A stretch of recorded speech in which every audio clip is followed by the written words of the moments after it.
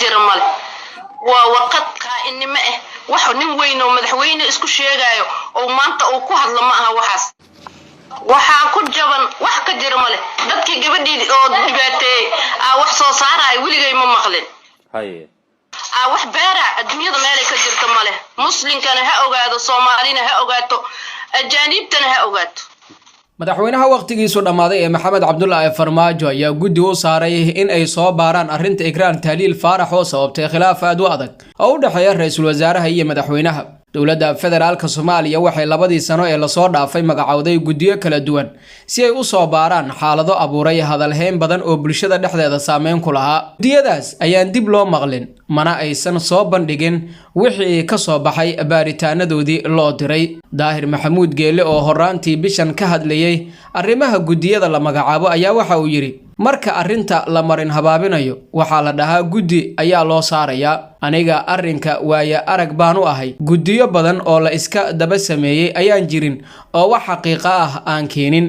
marka waxaan rabnaa in guddi loo saaro aysan arrinta ku ekaanin ayuu yiri Daahir Maxamuud Geelle arrimaha gudiyada loo saaray waxa kamid ah dhimashadii Allah u naxariistay Cabbaas Siraaji oo ahaa wasiir iyo xildhibaan oo ugu dilay magaalada Muqdisho guddigaas wali wax cad ma aysan ka keenin sidoo kale kadib markii la dilay gudoomiyihii degmada Hodan ee magaalada Muqdisho Cabdixakiin Dhagajoon bishii January ee sanadkan dawladdu waxay magacawday guddi baaritaan balse wali xaqiiq raadinta ma aysan ka soo warcelinin haddii aan eegno qaar kamid ah gudiyadaasi waxa kamid ahaa guddigii loo saaray xaruntii gobolka Banaadir bishii July ee sanadkii 2019 wuxuu qarax weyn ka dhacay xarunta maamulka gobolka Banaadir waxaana ku dhintay gudoomiyihii gobolka iyo qaar kamid ah agaasimayaashiisi Allah u naxariistay Cabdiraxmaan Yariisow oo dhaawacmay ayaa loo qaaday dalka Qatar halkaas ayuuna ku geeriyooday gudoomiyihii maamulka gobolka Banaadir iyo duqii caasimada Soomaaliya ee Muqdisho kadib dawladdu waxay u saartay guddi baaritaan ku sameeyay qaraxaas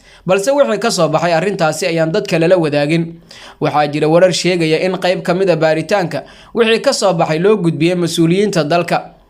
qaraxa waxa ku dhintay mas'uuliyiin ay kamid yihiin gudoomiyayaal agaasimayaal iyo sidoo kale dad kale oo ka tirsanaa maamulka gobolka Banaadir dagaalamayaasha al-shabaab ayaa sheegatay mas'uuliyadda weerarka waxayna tilmaameen in bartilmaameedkoodu uu ahaa wakiilka xogayaha qaramada midoobay oo qaabilsan arrimaha Soomaaliya James Swan oo maalinta booqasho ku tagay xarunta gobolka Banaadir arrinta labaad ee guddiga loo saaray isla markaana wali aan wax jawaab laga heenin ayaa waxa ay tahay askartii loo diray dalka Eritrea kadib markii ay dhaceen isu soo baxyo ay sameeyeen dad kala duwan iyo waalidiin ka cabanayay in caruurtooda loo qaaday dalka Eritrea kadibna ay ka dagaalameen Ethiopia waxa loo saaray guddi soo baara arrintaas July ra'iisul wasaare Maxamed Xuseen Roble ayaa magacaabay guddi soo baara cabashada waalidiintaas waxay dadkaasi sheegeen inaysan war iyo wacaal ka helin caruurtoodii oo ay sheegeen in tababar loogu diray dalka Eritrea guddigan oo ka kooban ilaa 5 xubnood ayaa la sheegay in ay u kuurgeli doonaan xaaladda markaasi dhalinyarada Soomaalida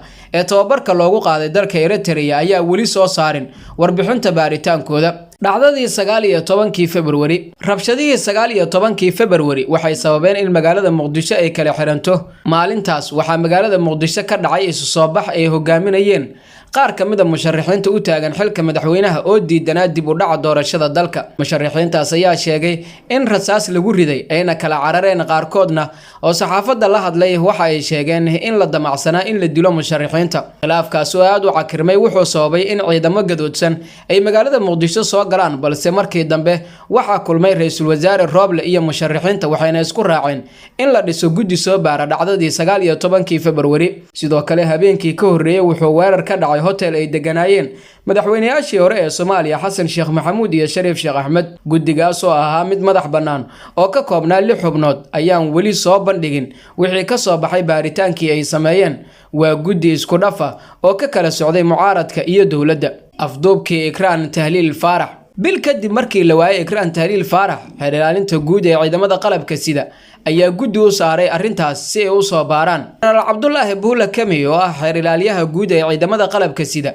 ayaa magacaabay 3 sargaal oo ka kala socda xafiiska xeer ilaalinta booliiska iyo nabad sugidda si ay u soo baaraan kiiska Ikraan Tahliil Faarax xilligaas waalidiinteeda iyo qaar kamid ah siyaasiyiintu waxay ku tuhmayeen in hay'adda nabad sugidda iyo sirdoonka qaranka ay ku dhex maqan tahay gabadhaas oo marka shaqaynaysay xafiiska Yariisow intii uu ahaa gudoomiyaha Banaadir. Guddigaas weli lagama hayo warbixin ku saabsan baaritaankooda, balse dhawaan ayay Nisa shaacisay in Al-Shabaab ay dileen Ikraan, taasoo ururka iyo waalidiinteeduba ay beeniyeen. Arrinta Ikraan ayaa khilaaf xoogan ka dhex abuurtay labada xafiis ee dalka ugu sarreeya, taasoo weli taagan, waxayna sababtay in isbedelo iska soo horjeeda ay sameeyaan ra'iisul wasaaraha iyo madaxweynaha oo ku kala socday Nisa iyo wasaaradda amniga gudaha. Waxaa muddo bila ka badan nolol iyo geeri lagu laayahay Ikraan Tahliil Faarax oo ka shaqaynaysay hay'adda nabad sugidda iyo sirdoonka qaranka, waxaana gabadhan markii ugu dambeysay gurigeeda ka baxday 26 Juun ee sanadkan. Gabadhan ayaan kiiskeeda hadalhayn badan abuuray,